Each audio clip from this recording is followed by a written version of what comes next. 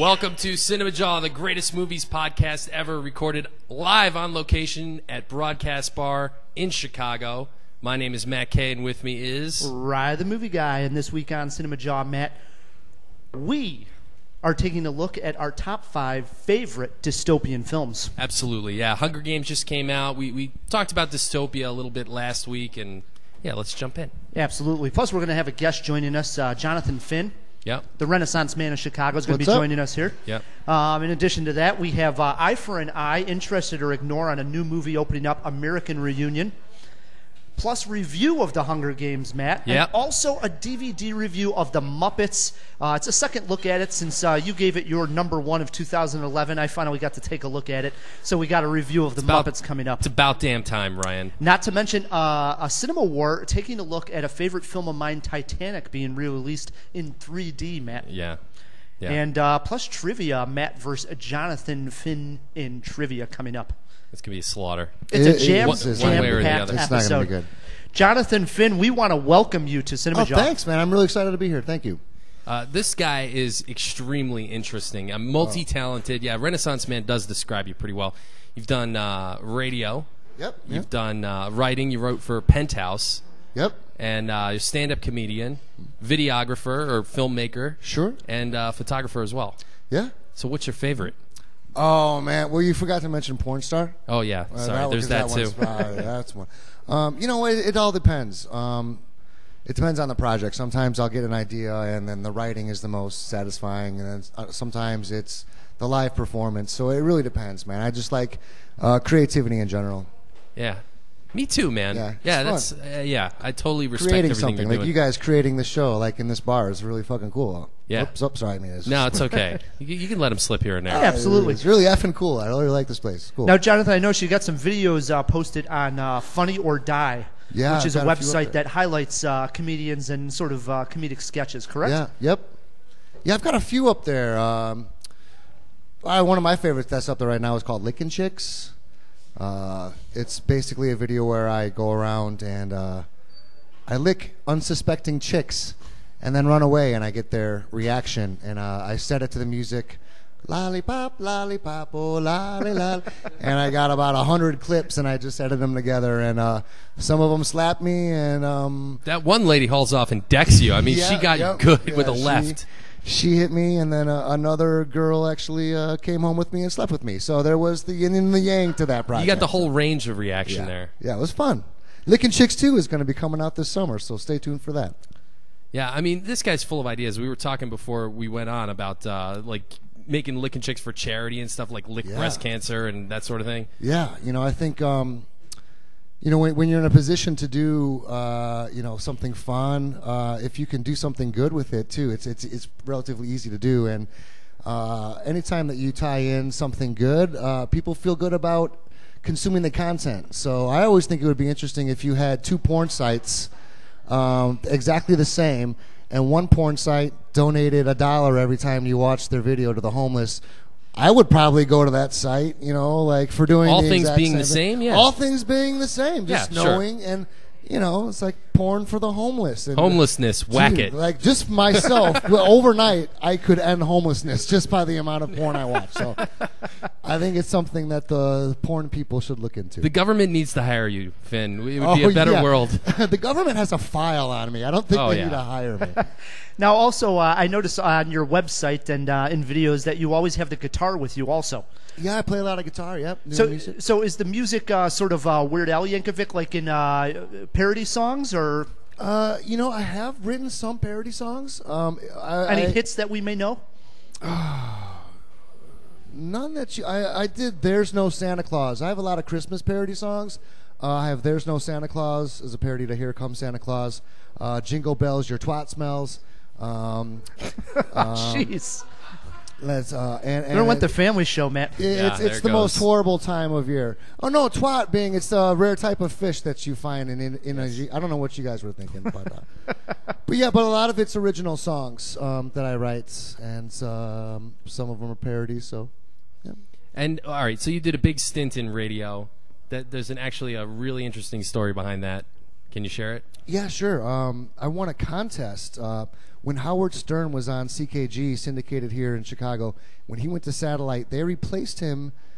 CBS replaced him on CKG with this guy named Rover from Cleveland, Ohio, and it was Rover's Morning Glory. It was a syndicated show there, and they brought him to Chicago being the next replacement. So there was a lot of pressure on this guy, and they had a contest to look for a new writer and co-host, and it was called Make Rover Laugh, and it was basically like a reality show like on the radio. So there was 8 finalists, and we all competed and did different tasks, kind of like The Apprentice. Okay. And then one by one, each week someone went home, and I ended up winning like a $50,000 contract to be on the show, and then a bunch of prizes. And I was on the air every day on the show that replaced Howard Stern. It was a trip, man. It was a lot of fun. That's fantastic. What years did that span? This was, I want to say, 5 years ago. Okay. My memory's not the best, but Howard's been on satellite now 6 years, so it had to be right around there. Yeah. I remember watching on the internet when he actually walked from his old studio to the new one. Remember that? And everybody followed him. That was pretty crazy. That's crazy. It's So- like the president like leaving like Nixon as he's getting on the plane, you know? Yeah, that was pretty cool. So, Jonathan, for the Jawheads listening at home, hearing you for the first time, where's the best place to check out some of your work? You got a website? Yeah, you can check out jonathanfinn.com. You can also check out my YouTube. It's just YouTube.com/Jonathan Finn. On Facebook, you can look me up at Jonathan Finn. So pretty much if you just enter Google Jonathan Finn somewhere in your Google, you'll get something offensive of mine coming up. So, And it's one N. yes, Yes. Jonathan. That's important. It's JONATHAN, one N on the Finn. Yes. And Jawheads, I've seen some of these videos. You will not be disappointed. So check them out either on YouTube, Funny or Die, anywhere. Check out Jonathan Finn's work. Yep. Thanks, guys. Jonathan, we always end the guest interviews with some goofy questions Sure. to get to know the guests. Okay. Who would you want as your co-pilot, Chewbacca or Goose from Top Gun? Oh, well, Chewbacca, no doubt, because Goose dies. Does that have a time limit on no, that? that was- that was well right. done. Oh, That's the okay. correct answer. Okay, I was like, I can't do it right now because I have smoked too much. But, yeah, well, Goose fails at being a co-pilot because he died, and Chewbacca, you know, that guy will do anything for you. He'll rip a man's arms off for you, you know. Yeah, and if you're cold in the the vacuum of Snuggle space, up. yeah, he's like a throw rug. Right. You know? Plus, that dude's like a mechanic. Yeah, Like true. Goose wasn't fixing the plane, you know. Like Chewbacca wasn't only the co-pilot; he's back there working the spark plugs, Yeah. fixing the flex capacitor. And if you're having a bad day, you don't have to worry about Chewbacca just talking your ear off the whole time, you know? Exactly, You know he's going to exactly. leave you alone. Well, unless he's like chewing your ear off, like literally, like you fall asleep and he's like a dog. Yeah. He just eats you. You know, like they never said that on Star Wars. Could Like, happen, I He guess. was an animal. Like you never see him eating. You know, like what do they feed Chewbacca? Was it like raw steaks, like a lion at a zoo? Kibble. Or was he like on a Cat food. Was it Cat like a food. Like District 9. gluten-free vegetarian diet? I don't know what Wookiees eat. I don't know what Wookiees eat either. That is a really deep question. I smell a sequel. Yeah. Prequel. One more to you, Jonathan. Say they're remaking Pretty Woman and you're cast in the Richard Gere role. What actress working today would you want to be your Vivian Ward, who was played by Julia Roberts? Ooh, good question. She's not an actress, but I really like that. That Sofia Vergara would be nice. She's a little bit older, but I like her. I have Also, no Kate freaking Upton. idea who that is. Kate Upton. She's from on this Modern Family. Modern Family. Oh, okay. Kate Upton is hot too. She's not an actress. That I know, She's a yeah. swimsuit model. But no girl could really match the beauty of my girlfriend that is sitting in the crowd. Who's in the tonight. Well audience. done. So, Well done. honestly, I would have to choose her. So, ding, thank you. Well done, Jonathan. Yeah. So Jonathan Finn is going to be sitting in on the entire CinemaJaw episode, Matt. It's a jam-packed episode. It brings us to a segment we call Eye for an Eye, Interested or Ignore. And Eye for an Eye is sponsored by... Let's go New 400 Theaters, man. Absolutely. And you know the best thing about the new 400, Matt? I sure do. You can get a beer, cocktail, or a glass of wine right at the concession stand. Full liquor bar. Yes, and they are Isn't located... that cool? That's pretty cool. Yeah. They are located just steps off, The Loyola Red Line stop, Which is so easy to awesome. get to. Yeah. and they have the best prices for first-run movies. So check Yeah. out what's playing at the new 400 at their website, thenew400.com. Makes sense. And we thank Absolutely. them for their support of CinemaJaw. So Eye for an Eye this week, Matt, is American Reunion. Over a decade has passed, and the gang returns to East Great Falls, Michigan for the weekend. They will discover how their lives have developed as they gather for their high school reunion. The entire cast is back from the first two films: Jason Biggs, Tara Reid, Sean William Scott, Eugene Levy, Chris Klein, and others. The movie is directed by John Hurwitz, who last directed Harold and Kumar Escape from Guantanamo Bay. Matt, interested or ignore on American Reunion? Oh, man. I don't know. I mean, I like these films, I guess. Sort of interested. I'm not going to rush out to the theater, though. This is a rental. Mild interested from Mild. Matt. Jonathan, interested or ignore on American Reunion? Is it bad that I didn't see the first one and I'm more interested in it now? I guess. I mean, I guess not interested overall. The first one's good, but after that, there's a steep decline. Is it the same people? There's no doubt from about it. The first one, and it's just like it's the same people, It's but their it's high just school reunion now. Okay. Yes. Okay. So Which the makes first, me feel really old, so screw them. You the know? first two films were hits. The entire cast came back for the second one. It was Right. arguably not as good as the first, but it was up there. Then after that, okay. I agree. You had like a American Wedding, and then it spun off to Police Academy territory, where there were films coming out. I don't even know the names of them. What's but the they were, actress's name attached with it? who plays the Bandcamp girl? She's also in, what is it? Allison Hannigan. Yeah, I don't know why. Total crush on her. I'm just going to throw that out there. I'll admit it. Way back from your Bandcamp days. Yes. Yes. Yeah, I really got to say that I probably normally would say ignore on these, but I like that the cast is coming back for their high school reunion. The timing makes sense. I'm giving it a mild interested. Wait, well, this is the American Pie guys? Yes. Oh, see, I thought you were talking about Oh boy, here it comes. another movie that they just remade recently about American something. American Psycho? No, guys, I'm dumb. But if there's anything to do with having sex with a pie, then yeah, I'm interested in that. Jonathan So, changes his I vote. changed Wow, my vote. we heard it here. We went from an ignore to interested once you realized we were talking about the American Pie franchise. I was totally thought you guys were talking about a different movie. I will try to do better. I apologize. Hey, 3 interesteds, 2 mildly for American Reunion. Speaking of new movies, check out this clip of The Hunger Games. Reno, roll the clip. Matt, let me tell you, the highly anticipated film adaptation from Suzanne Collins' novel is the new sensation in Hollywood. Having read the book, and I believe you have as well, Yeah, Matt, yeah, I did. Did you read it, Finn? No, I didn't. I figure I'll give you both my positive and negatives on the film adaptation. First, for the positives, Matt. Okay. Jennifer Lawrence is a perfect Katniss. She brings confidence to the character and a believability to her. We need to believe, actually, that she's able to win the games, and that does come through. I thought that director Gary Ross did a great job with the visuals, both in the poverty-ridden districts and the lush world of the capital. The supporting actors were all awesome. Loved Elizabeth Banks as Effie, Woody Harrelson as Haymitch, and Donald Sutherland is fantastic as President Snow. As for the negatives, Matt, All right. we did not have enough time with Katniss and Gale in District 12 before the games. We need to see that Katniss is an accomplished hunter, and that is why people feel she can win the games. Also, the film does not tell us enough about the other districts involved and how each is set up to supply the capital with certain goods.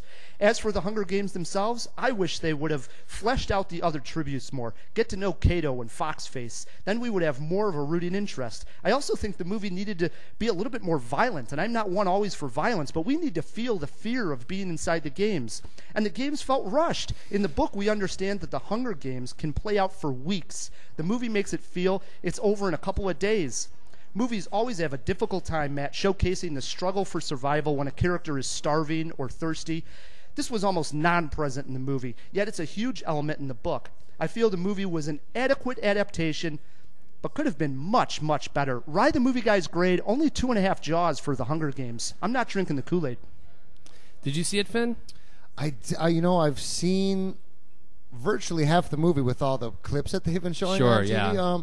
And I wasn't even aware of the book before 2 weeks ago when this thing came out. This like It's enormous. It's the first time I'm hearing about it, and it sounds like an interesting concept. But even your review, I could see how the book would go into more of the Oh, well, sure. personal detail. And again, like in cinema, it takes a lot of time. Very difficult, right? to do that, but still, there are ways where you could do that. I could see how the film could fall into like a Twilight And then the non-violence thing, I think they did that so they could get their PG-13 Yeah, rating, exactly. which makes sense. So, yeah, I'm gonna wait. I'm not gonna drink the Kool-Aid either. I'm gonna. Matt, what'd you think? All right. You know what? I first of all, I got to disagree on what you said about the supporting characters. I think that Donald Sutherland was barely there. I'm not saying he phoned it in because he's a great actor and everything, but you know, it was a waste of his talent. Same thing with Stanley Tucci.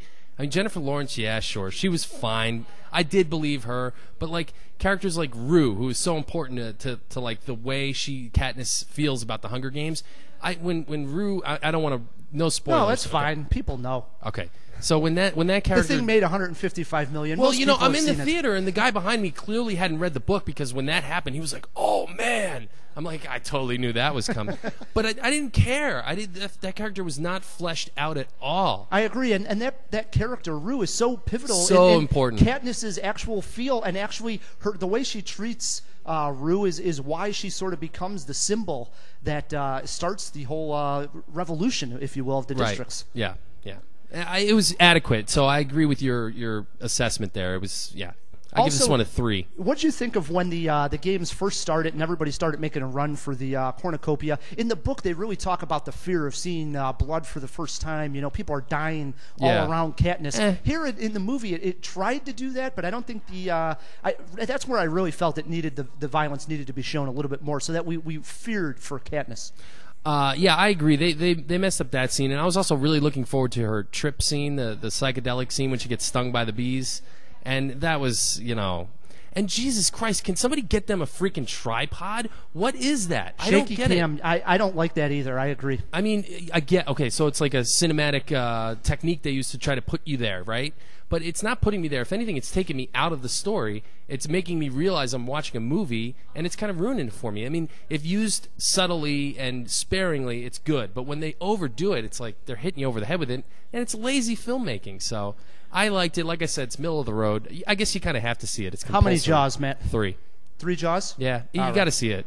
I agree. So The Hunger Games is out in theaters. I gave it 2.5 Jaws. Matt gives it 3 Jaws. And because of The Hunger Games and being a dystopian, futuristic movie, we thought we'd take a look at our top 5 favorite dystopian films. And this is a big subject. There's some great movies. Some of my favorites land in this category. Dude, yeah. I mean, seriously, I have 17 films on my list, so Whoa, Matt. 17? I'm only going to cover 5, but if anybody steals any of mine, I can sub things out. So. Wonderful. Well, you're very excited about it, Matt. Why don't you get started this week with your number 5? Go with Finn. I'm still pulling up my notes. Oh, okay. Finn's going to get us started with his number 5 on the dystopian film list. Number 5 being Your least favorite, my least favorite of the 5. Tough. It is tough. And you know what? I was looking at these movies, and I was surprised by how many movies that were there that I wish that I had seen that I hadn't seen, that everyone's like, you haven't seen this? And I'm like, oh, I'm embarrassed that I haven't seen that. Older movies, like from the 60s and 70s. I would say my number 5 is going to be Total Recall, and only because I know it's kind of cheesy. I don't like an Arnold awesome movie. Schwarzenegger. The 3 boob scene, I mean, that was just worth it almost just for that. But Get ready for a surprise. at the time, it was just really weird, and the set direction was just really bizarre, and there was like a kitschiness to it. It is a weird movie. There was like a humor behind the drama that I sort of gravitated to. It was sort of kitschy. Yeah. Well, how do you feel about the remake? Quickly. see the remake. It's not out It's yet. getting ready to be They're- released. Oh, Yeah. why? It's a Why travesty. would you do that? I agree. Travesty, I agree. So his number 5 is Total Recall. What do you got sitting at 5, Matt? All right, I have number 5. This movie, I can't seem to get away from it. And as I go through my list, you'll notice a theme. This one's called Logan's Run. Oh yeah, I've heard of that. So as You're a big fan of this one. I am. I know it's not one of the more beloved films of all time, but like as these people live in a society that's like become almost like a utopia, right? Or on the surface it is, but as they reach the age of 30, they got these little crystals implanted in their palms, and they turn red. They have to go through this thing called carousel, which basically they get killed, right? And Logan is a cop. And long story short, he winds up becoming a runner, as they call them, who's running for his life, and he finds that there's this whole like rebel society just underneath the surface. So it's a great I movie. saw that spoofed in Family Guy, and it was almost exactly like you described. And I'd Yeah. never seen it. Who played Logan in that movie? Do you remember? Yeah. Was it a famous guy or? Michael York. Oh, okay, yeah. Totally famous guy. Yeah, 1976. This one. I Came got to out. see this one, Matt. You've talked about it numerous times. It's sitting on my queue, but I think it's somewhere back in the 40s. Put bump it up it to up. yeah, bump it up. All right. Swings us over to my number 5, and I get a little cutesy with my dystopian films at this pick before I go dark. And at number 5, I got an animated film, came out in 2008. I'm speaking of Wall-E. You would. I would. You did. It's a dystopian future where humans have left Earth because there is too much garbage here, and little old Wall-E is left behind, cleaning it up. For the first 30 minutes of the movie, there's like virtually almost no talking. And as sort of like cool and cutesy as Pixar can be, it also has a very good like sci-fi element that this robot's all left on a abandoned Earth cleaning up garbage, and of course, Wall-E solves everything. Yeah. Oh, it's a great movie. I mean, obviously Oscar nominated. Great movie. I think that they kind of ripped off Wall-E a little bit. Short Circuit. I think he was ripped off. Johnny Five, number He five. looks like him, no doubt. He's got the look. Yeah. I didn't see Wall-E. I saw bits and pieces. Jonathan, do yourself a favor. Yeah. Yeah, I'm gonna rent that one. Big I've heard fan it of was really Wall-E. good, yeah. Yes. So Steven Spielberg? No, it's a Pixar movie. Director was Andrew Stanton. Oh, on that okay, one. yeah, Pixar. Yeah. So that was my number 5. We swing it over to Jonathan. What do you got sitting at number 4? I've got a good one, Mad Max. I mean, how can you not have Mad Max on the list? You know, I agree. Really, I think that it defined the sort of the genre, especially from a set direction, costume point of view. The marauding motorcycles and the spiked football pads. I mean, that was invented with Mad Max. So It had a big influence on me in my choice of dress back then. So yeah, Oh, wait, I wore the football pads with the spikes. Is what I'm trying to no, say. yeah. Yeah. It's been a long time since I've seen the Mad Max movies. I loved them as a kid, though. Oh, yeah. My favorite was Beyond the Thunderdome, even though it's probably not the best in yeah. the series, but I'm a huge fan of that one. Tina Turner in Yeah, that one, right? it's Yeah. fantastic. Good pick with Mad Max. Matt, what do you got sitting at number 4? All right, I might get crap for putting this one too low, but I'm going with the 1971 film adaptation of Clockwork Orange. Ooh, Stanley Kubrick. That's my number 1. Actually, Is it? That is my All right, number we'll 1. wait Yep. and talk about it when we get Sure. to Jonathan's Yes, number because 1. it's a worthy number 1. Oh, It yeah. is a worthy number 1. I promise I have 3 that are better than that. Wow, though. that's a tough order right there, Matt. I know it is. All right, swings us over to my number 4. I told you I was going to go dark after Wall-E, and I'm going dark at number 4 with the 1998 film Dark City. Another good one. This had Kiefer Sutherland, William Hurt, Jennifer Connelly. Yeah. And you've seen this one? Oh, Matt? yeah, I yes. mean, this unfortunately gets overlooked because The Matrix came out the next year, which was very similar in style. This was sort of a sci-fi noir film where our main character, John Murdoch, wakes up with strange memories and finds that he is accused of committing a string of murders. He discovers that these strangers in this land can actually put people to sleep, fill them with memories, and then they change their city around to actually physically move the buildings and the Right. streets.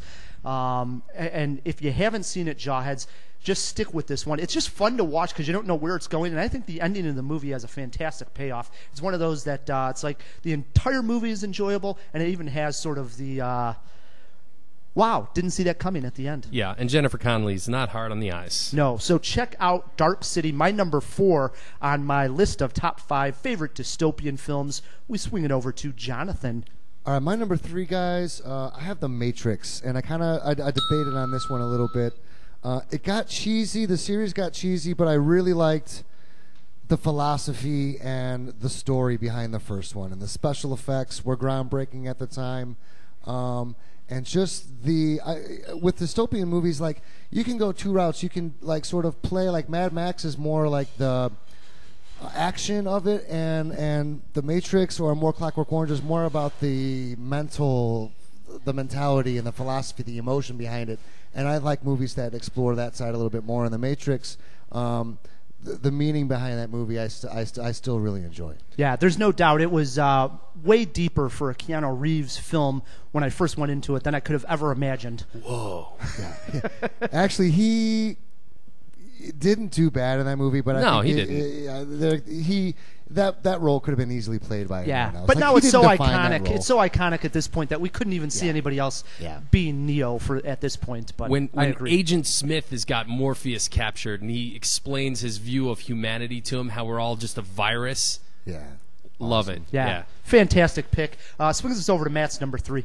All right, at number 3, I told you I have stuff better than A Clockwork Orange. I think this is one of the most classic dystopian stories of all time, Fahrenheit 451. Matt, this is going to stun you. I have it sitting at number 3 also. See? Told you. 1966 film. I can't even say the Oscar Werner was Oscar Werner. Yeah. That one's easy. Francois Truffaut was the director. Yeah, and this was his first color film and his only English language film. Obviously a French director. It also had Julie Christie in there, who is from one of my favorites, Dr. Zhivago. Yeah, she's playing 2 roles in this, and it's obviously Ray Bradbury novel, classic dystopia about the firemen burning the books and. Yeah, my girlfriend Jen, she had read the book, and at least 80% of all my pop culture comes from Jen. So we went ahead and we watched the movie, and it's so damn good it almost made me read the book. Yeah, read the book. Yeah, but of course it's about the government in this dystopian future that is book burning by the firemen. They're called, and they actually set.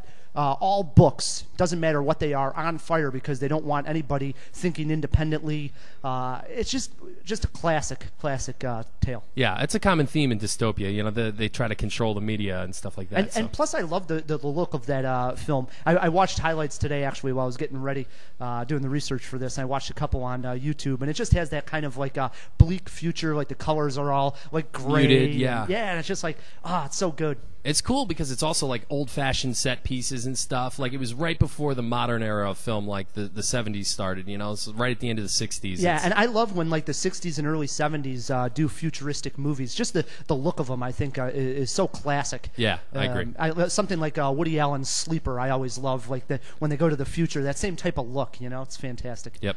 Great pick. So that's Matt's number 3. Fahrenheit 451. Same with me, my number 3. So we swing it into our 2s. What do you got, Jonathan? Number 2 for me is V for Vendetta. Nice. And it's kind of an obscure pick, and I saw it recently on TV for probably the 3rd or 4th time, and I was just as sucked in the 3rd time. There were things that I didn't see the first time that I saw it, and I love movies like that. The main character, the writing and the story again was just so cool of the manipulation of the media and the secrecy, and you don't know if you can trust, the characters. And Natalie Portman, I think, did a really good job in that role. Just a fantastic job she did. Yep. Agent Smith is V in this one as well. So yes, and I agree. The shaving of the head, she's such a badass at the end. Really put Natalie Portman, anyways, in my opinion, in a higher class of actress after that movie. Did you know that this is based on a graphic novel, right? Have you ever read it? No, I didn't. I did know that. Alan Moore, yeah. I'll have to check that out. Yes, you do. Absolutely. I know that would have been probably on your list, Matt. You're a big fan of V for Vendetta. It's not on my list, but I'll tell you, it's funny. This movie is getting more relevant as it goes on. Like those V masks, every Halloween they sell more and more, and obviously they've sort of been adopted by the like Occupy movement and like Anonymous. Yeah, so I think the movie is a symbol. It's going to stand the test of time. Yeah, I agree. Great pick, Jonathan. Swings it over to Matt. What do you got at 2, buddy? At 2, and again, I said better than Clockwork Orange. This is George Lucas's film directorial debut, THX 1138, or 1138, or however you want to say it. See, I'm not familiar with that at all. What's it about? Oh, man, it's really cool. Robert Duvall, right? A bald Robert Duvall. Yeah, Bobby. In the future, Donald Pleasance is also in this, Loomis, from Halloween. And basically, it's the same thing. It's sort of a fascist society where all forms of creativity have been taken away. The populace is drugged, and they work in these like really oppressive factories where they're handling like nuclear material. So they have to take these drugs to keep their nerves steady and stuff. There's no sex. People are just reproduced in tubes, And Bobby has had enough, and he wants to break out. He stops taking the drugs, and all hell breaks loose. Isn't it weird how many of like the elements of these movies that we're discussing like are coming to fruition in reality? Like, yes, it's kind of scary. Yes. And I was talking to my girlfriend on the way over here. I know we're wrapping things up, but every movie's going to be a dystopian movie pretty soon because we're going to be living in a dystopia. It's right. going to be weird. Sorry, we're going to get to the number ones. Gotta love Jonathan's bright outlook on the future. Yeah, I think he's right though, man. It's grim out there. It's grim, John. That's why we need comedians. Exactly. Make fun of it. Have fun. All right, so Matt, you got number 2, THX 1138. Swings us over to my number 2, and I tell you, this is a movie I fought for last week during our Cinema War segment, Matt, and it's the 1982 cult classic Blade Runner. This is your number 2. Okay. My number 2. Yeah. Harrison Ford, directed by Ridley Scott, and Ford plays Deckard, a Blade Runner who's tracking down and actually going to terminate 4 replicants. And what I love, too, is many years later, and a few different versions now of the movie that are out, there's a debate that still continues because Ridley Scott has come out and actually said that Harrison Ford's character himself is a replicant. Even though fans now argue that and are actually telling the director who made the movie that, no, he's wrong, he's not a replicant. But I love that it's out there. There's different versions of the film, and it all centers on this dream sequence where he sees this unicorn. Is he or isn't he a replicant? I think if you go back and watch the movie, it's even more exciting sort of knowing that, oh my God, it could be so twisted that our main hero is even a replicant. That makes it even more dystopian than anything at that point. Yeah. It's a fantastic look of the film, too. I commented last week. I think still it's really the go-to as far as the set direction and score of the film. I agree. It looks and sounds beautiful. Everything about that movie is awesome. Yeah, and I made a joke last week that it really just looked like New Jersey, but I was just arguing the Cinema War. I do retract that statement. It's obviously a great look, great art direction in that movie. That is my number 2, Blade Runner. Jonathan, I have no clue what you got sitting at number 1. Shock me, buddy. You know, I had mentioned it earlier when Matt brought up Clockwork Orange. Clockwork Orange is my number 1. And this is actually one of my favorite movies. I'm a big Stanley Kubrick fan. And when this movie came out, I still, to this day, my eyes are horrible. I can't see. I need contact lenses. I will never get contact lenses because of the scene in the movie where they have that machine holding the dude's eyes open while he's watching those films, and they're playing that classical music. It's fantastic.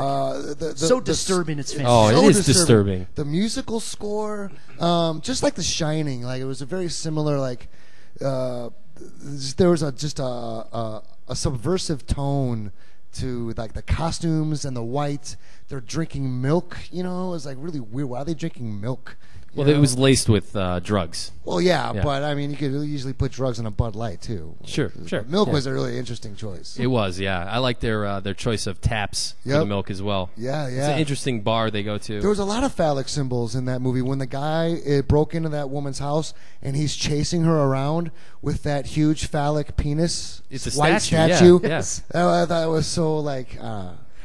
Yeah, I mean, if the Jawheads listening to this have not seen A Clockwork Orange, you know, glue your eyes open. And yes, give this one a spin. It's an absolute must. Yeah, absolutely. Yeah. Great pick at number 1. That's a strong number 1. It's a worthy Matt, number 1. Can you top that number 1? I have the ultimate dystopian movie whoa. of all time. I have the ultimate. No, I don't know, man. Unless we have the same one. I don't think so. No. 1984. That's it right there, right? I mean, that a great is pick. That is the end all be all of dystopia. I mean, that's really what started. We wouldn't have The Matrix. We wouldn't have Clockwork Orange. We wouldn't, arguably. Yeah, Clockwork Orange came out point. before that, didn't it? No. I mean, well, the film came out before, Yeah. but the story came. I mean, 1984 was written in 1948. Oh, okay. By George Orwell. But the movie came out. The movie actually came out in 1984, although there was one in the 50s that really sucked. Yeah, and the movie is. Honestly, I remember the book more than the movie, but I remember watching the movie thinking they got it pretty darn close. So, I'm a huge fan of the story, and seriously, this is the pinnacle. So, I go ahead. I dare you to beat me. This is a tough one. Don't get me wrong, but it's a personal favorite of mine. I think it's and Big Brother's watching you. It's a modern masterpiece here. Came out in 1997. It stars Ethan Hawke, Uma Thurman, and Jude Law. I'm speaking of the film Gattaca. It's good. Didn't see it. Oh boy, That was one of those films when I was looking at it. I was like, oh. It's no 1984 though. That's just because enough people have not seen this movie. In this film, Jonathan, this dystopian future society has perfected genetics, and parents can actually make sure that their children are perfect. But Ethan Hawke plays Vincent, a man who is what they call in the movie invalid. He was born without the use of these genetics, perfect genetics.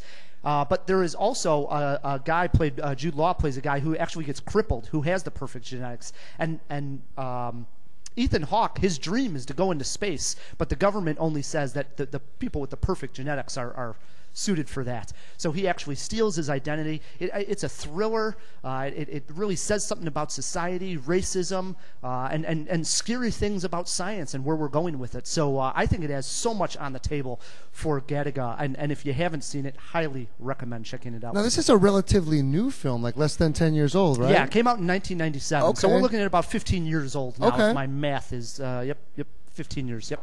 So I mentioned that I had a theme going for my list, right? Ooh, a theme, eh? So I don't know if anybody picked up on it, but Logan's Run, he escapes, okay? Clockwork Orange, Alex, at the end, he's cured. He escapes. Fahrenheit 451, the fireman, at the end. I hope I'm not ruining. These are old stories.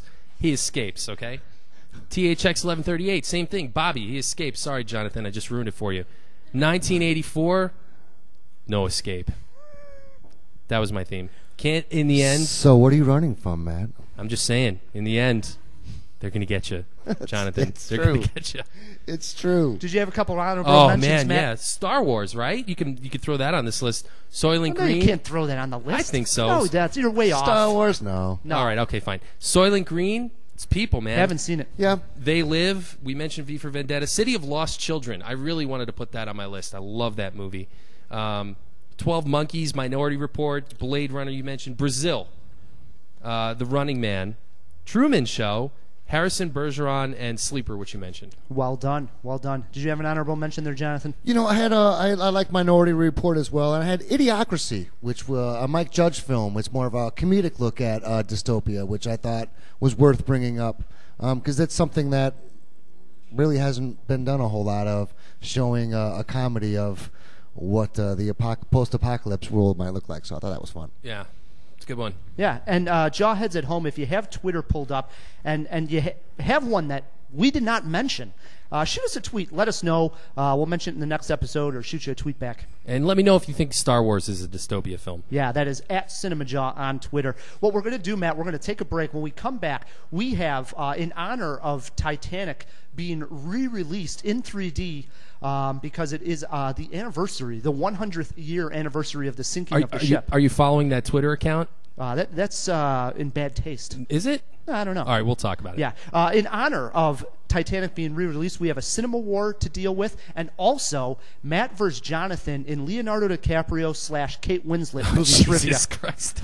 We're going to be right back on CinemaJaw.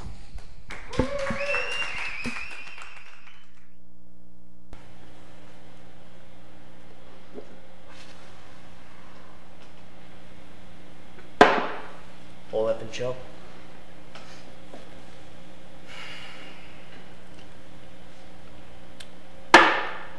Nightcap.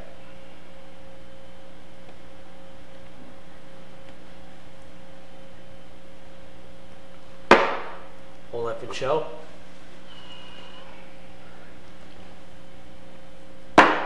Nightcap.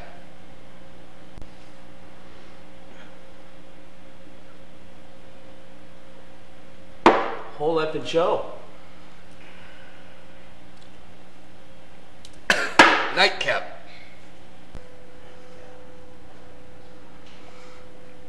Whole effing show. Nightcap.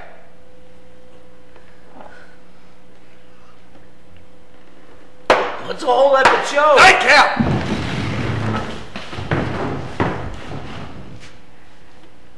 Third Coast Music Review.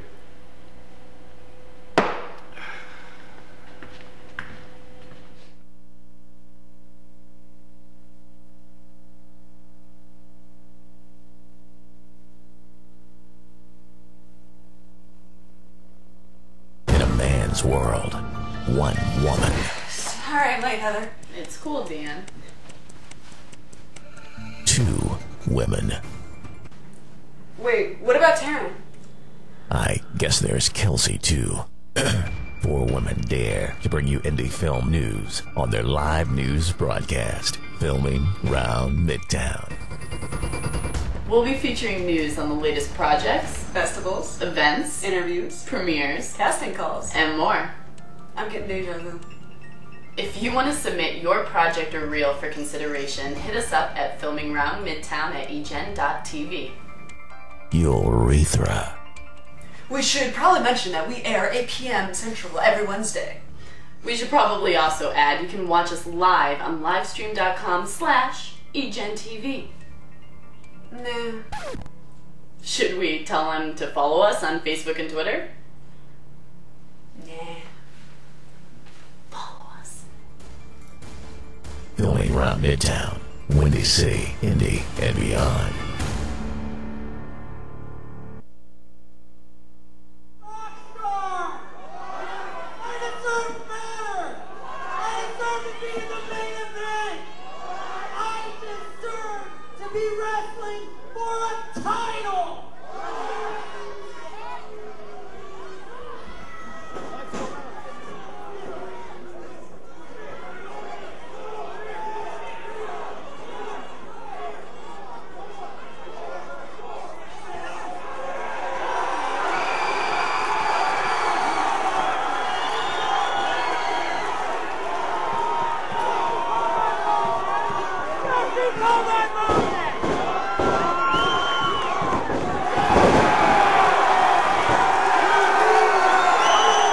Hey fans, this is Rhino, and you're watching eGen.tv.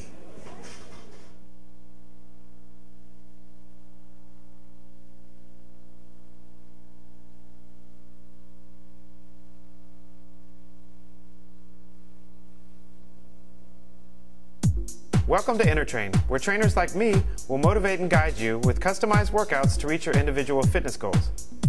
You now have the freedom to work out anytime, anywhere. No more missed appointments, no rushing to the gym. It's easy to get started. 1. Create your online account and choose the personal training package that works best for you. 2. Answer a series of profile questions that will help us provide you with the best trainer matches. 3. Your selected trainer will contact you to start your fitness program as soon as he or she has reviewed your profile.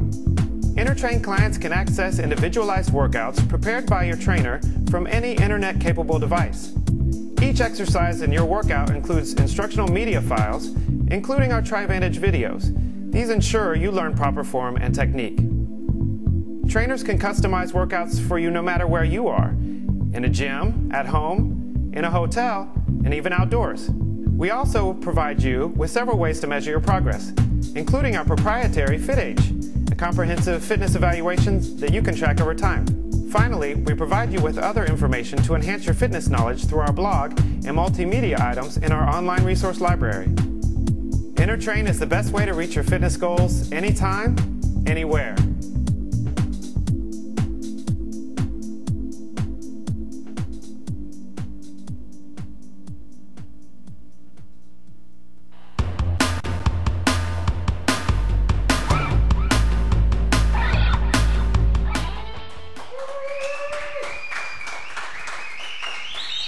All right. Hi, I'm Matt Kay with a CinemaJaw movie fact.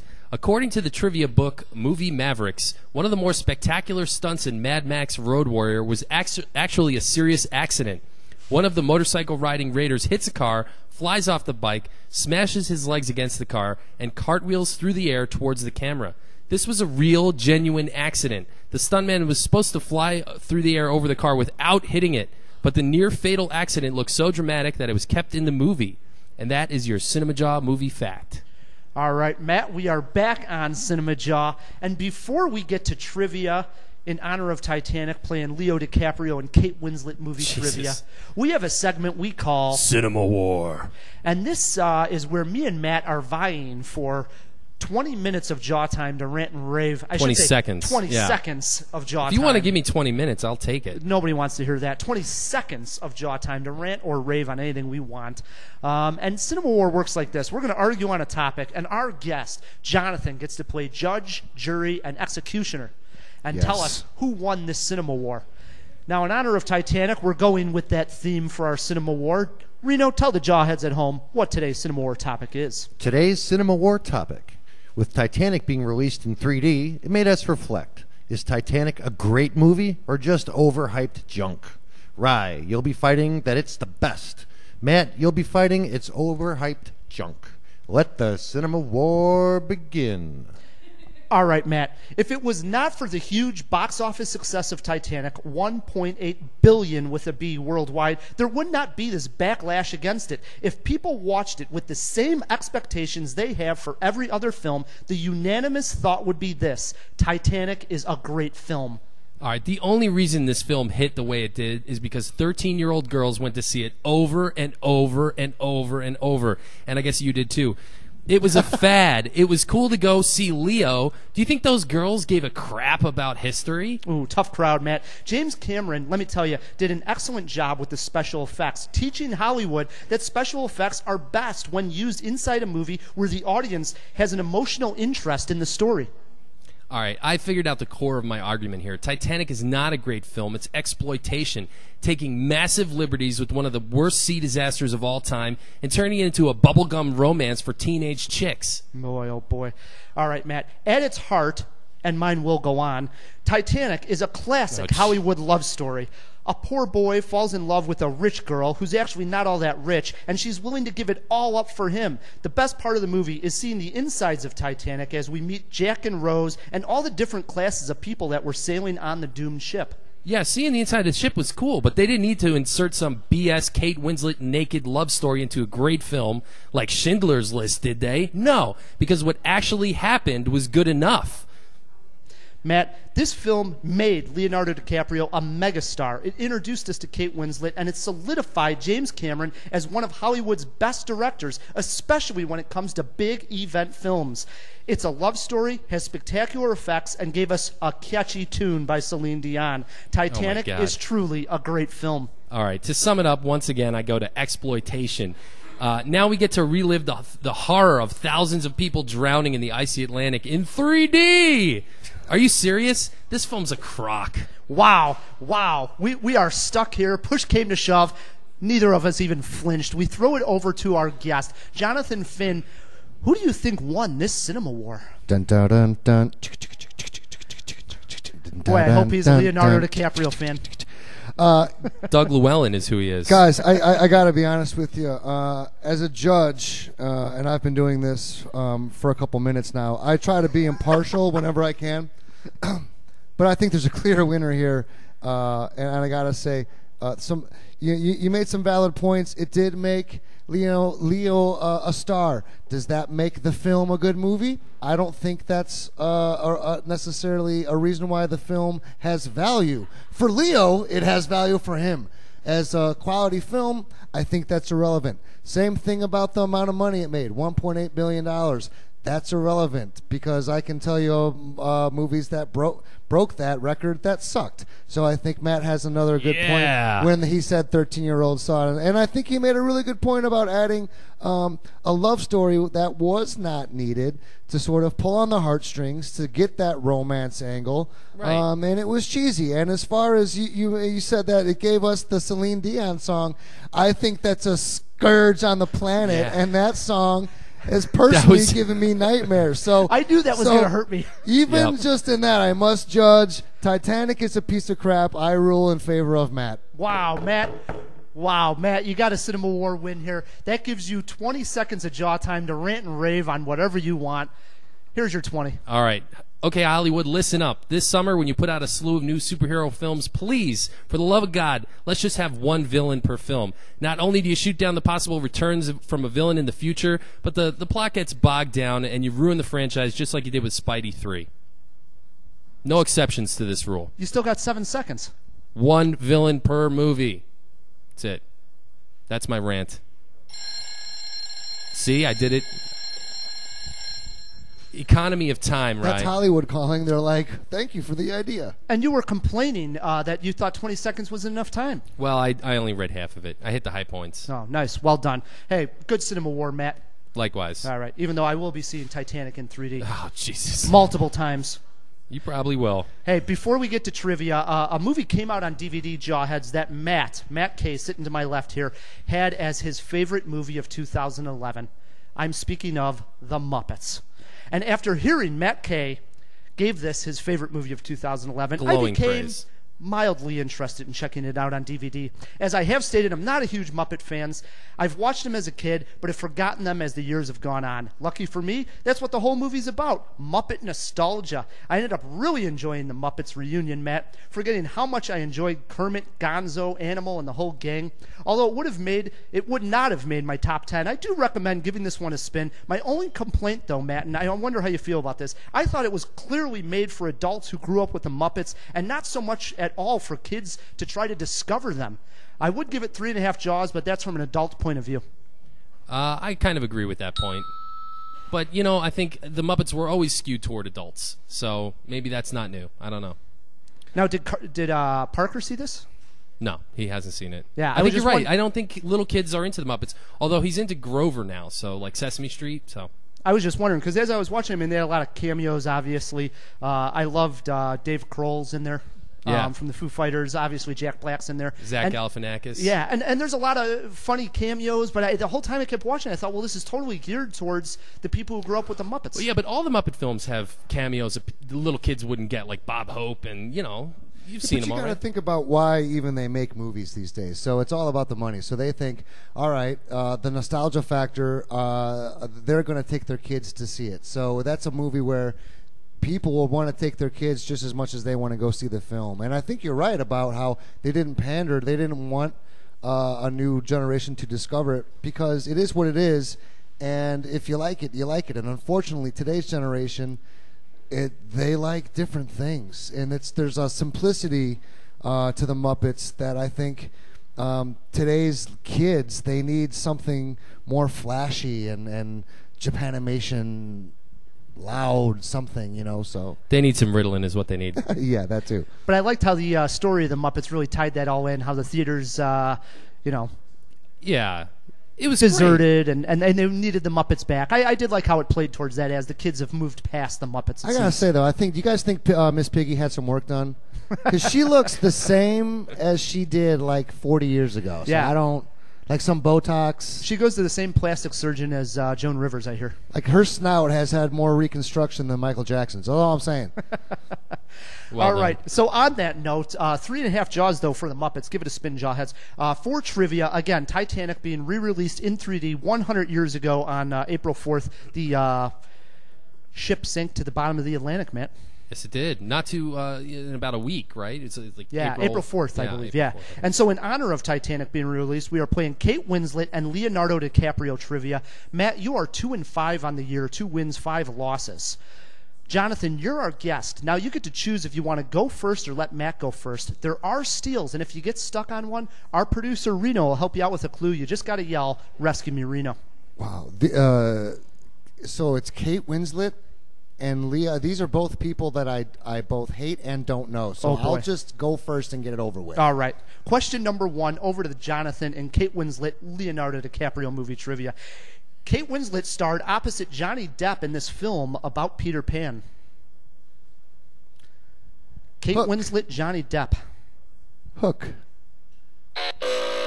Matt, you have a chance for a steal early on here. I thought I was going to lose all the Kate Winslet questions. Finding Neverland?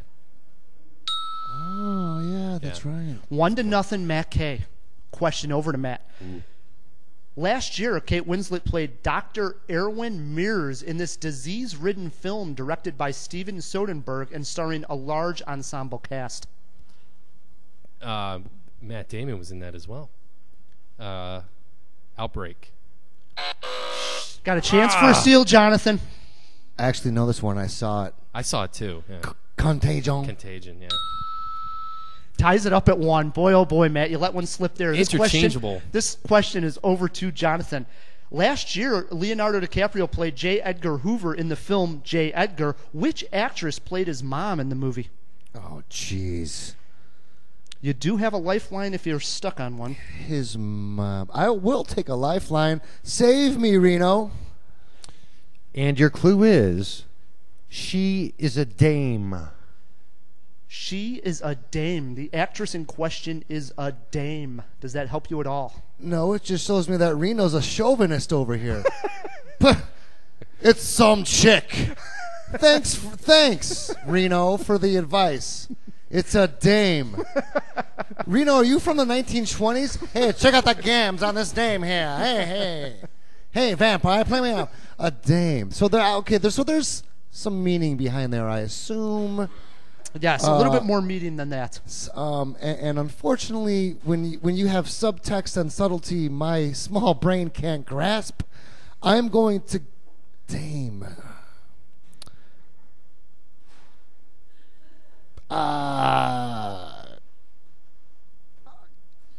Dame might be in the name, like Damien. It's a rank though. It's like being Sir. Yes. Like Sir Elton It's in John. English. Yes. It's an English woman. He's stretching. I love how he's going for the clues here. You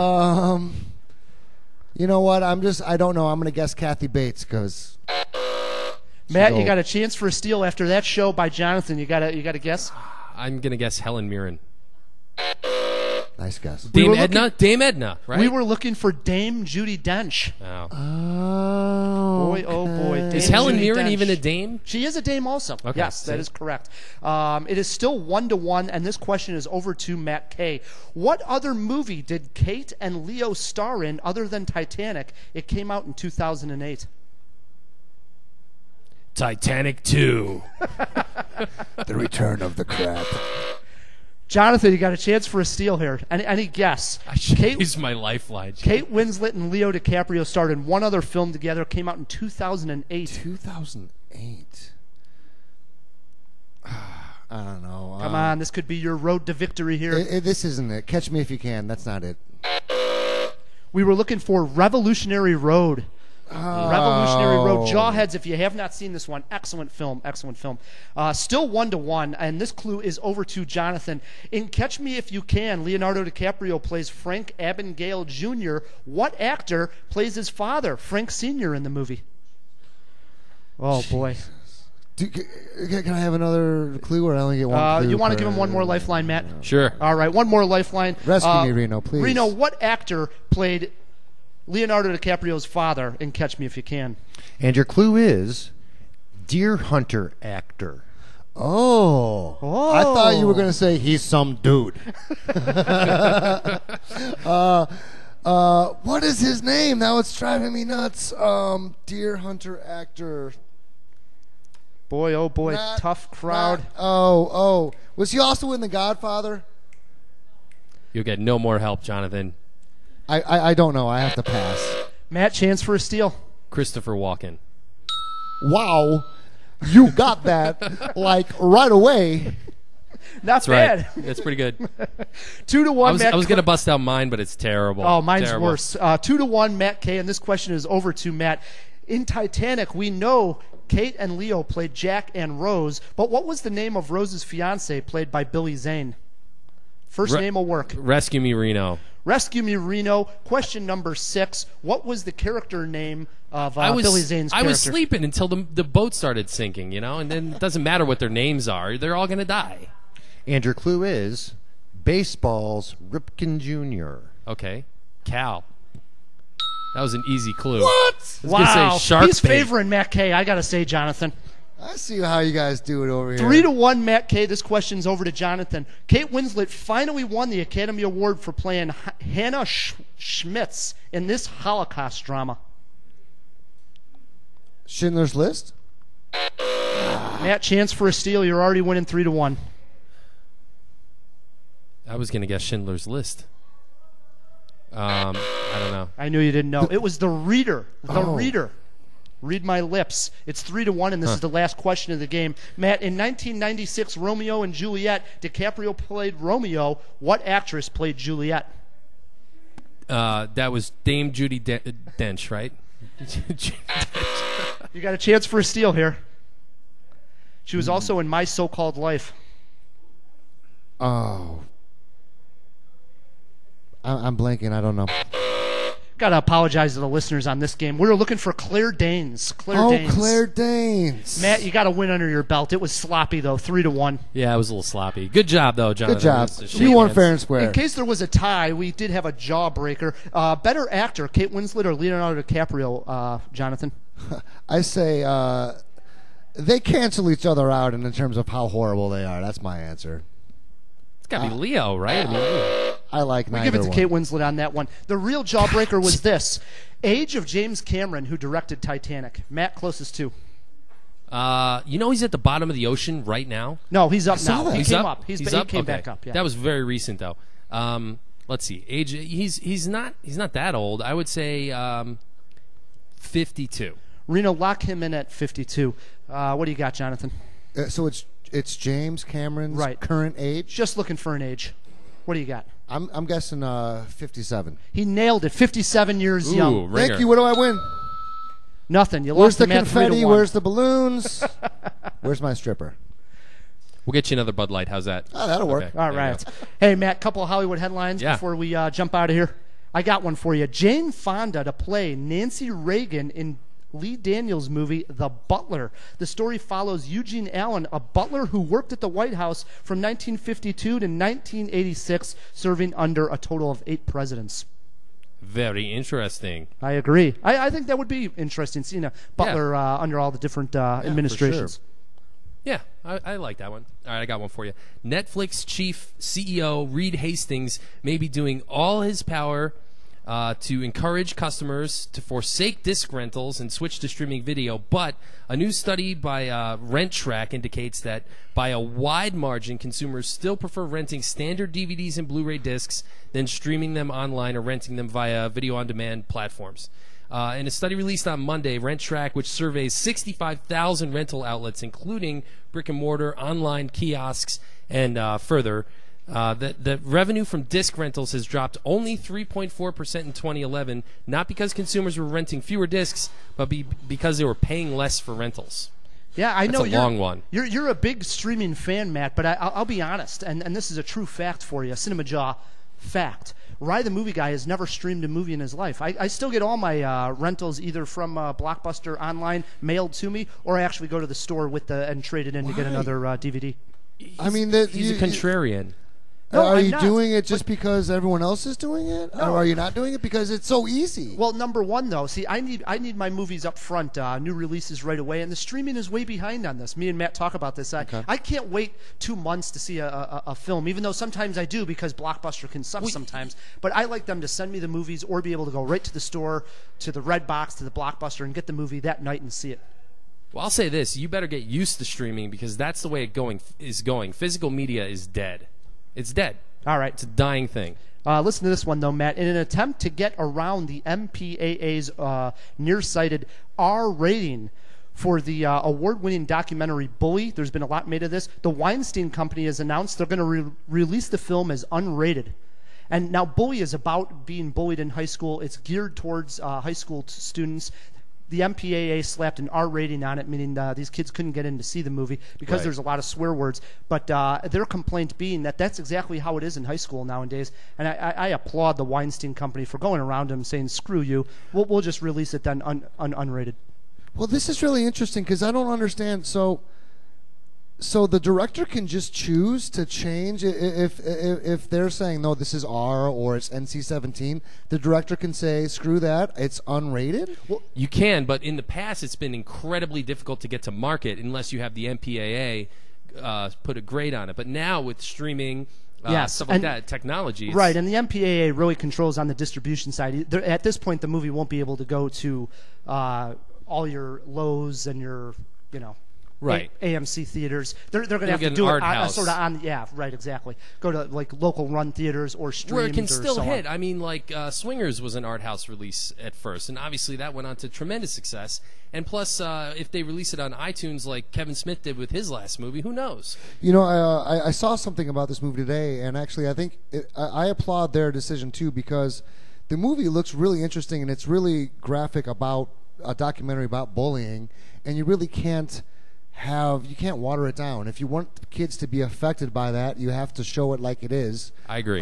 So I think that served its purpose, and I think it looks really interesting. So I think they did make the right decision on that for sure. And for a good documentary on the MPAA, watch This Movie Has Not Yet Been Rated. It's awesome. It's on Netflix. Yeah. It's good. Another one for the jawheads at home. So we're coming to the end of a great CinemaJaw here, Matt. Yeah, how about it? Yeah. Got to thank our guests. Yeah, absolutely, Jonathan. Thanks again, and tell the jawheads where they can check out some of your comedy, your videos online. Sure, you can go to jonathanfinn.com, and that's JONATHAN, Fin. Or you can go to YouTube/Jonathan Finn. Or you can just go to Google and type in Jonathan Finn, and then something fun's going to pop up. That's what I like to do. I like to see what's going to come up here. It might be Lickin' Chicks. It might be My Priest Loves Me.